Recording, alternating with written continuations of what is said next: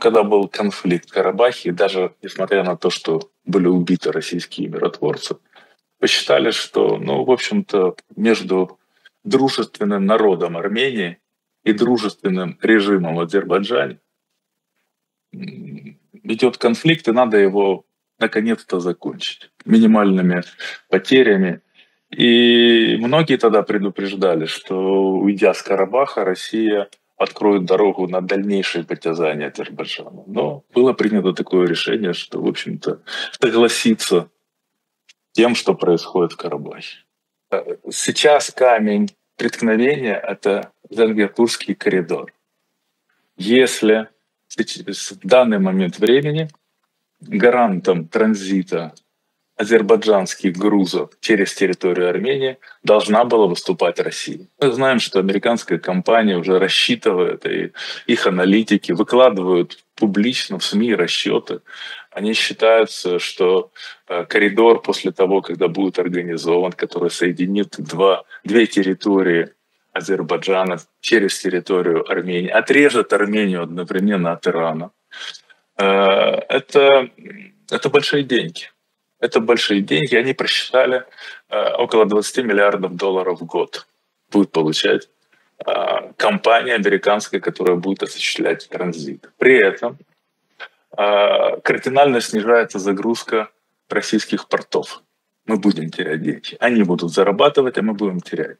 Кроме этого, это политический момент. То есть транзит грузов Китай, Азербайджан, Средняя Азия, Азербайджан, коридор Каспий, Турция – это перехват грузопотока, который должен был идти под контролем России.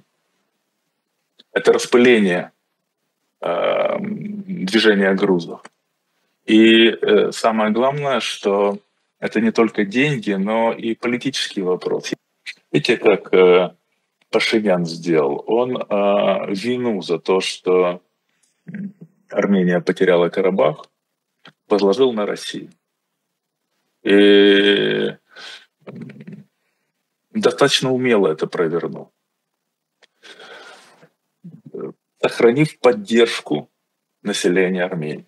Это немаловажно. Его поддерживают население.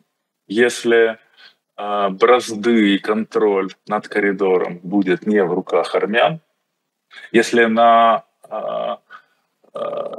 не будут стоять на входе и выходе в этот коридор армянские пограничники, то, я уже говорил, Армения, с одной стороны, отрезается от дружественного ей Ирана, а с другой стороны, она будет в окружении недружественных государств. И ей придется менять всю внешнюю и внутреннюю политику. Важно на том, что в самой Армении понимают о том, что отдать контроль над коридором – это потерять независимость Армении. И до сих пор этот вопрос основной, из-за которого до сих пор так и не принято решение. Американцам надо будет вложить приличные средства. Они собираются зарабатывать до 20 миллиардов в год, а вложить для организации полноценного, качественного коридора, проложить железную дорогу, посты, автомобильную дорогу, организовать все это, связь, электроэнергию, чтобы этот коридор был комфортной, мобильная связь и так далее.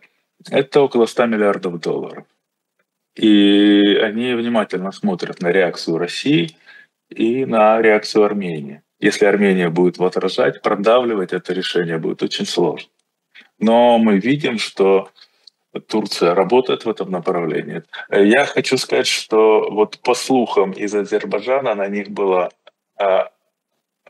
оказано очень серьезное давление с Турцией для того, чтобы они сделали такой демарш. Все вопросы были решены, когда произошла катастрофа с самолетом.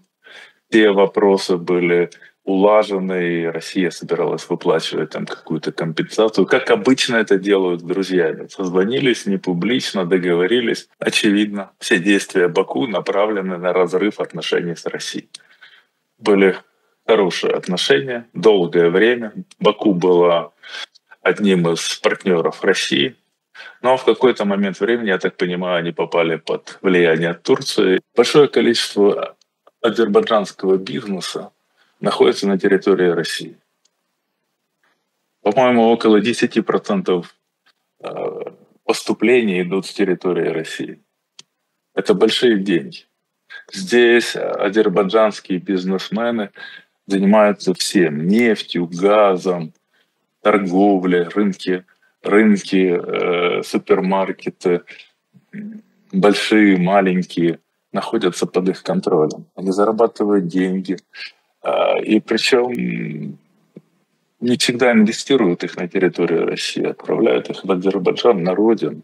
Я, как вижу, прошел ряд задержаний.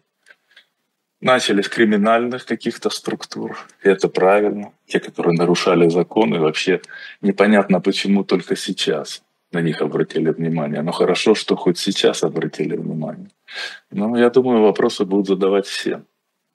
Сейчас азербайджанскому бизнесу стоит подготовиться к непростым разговорам.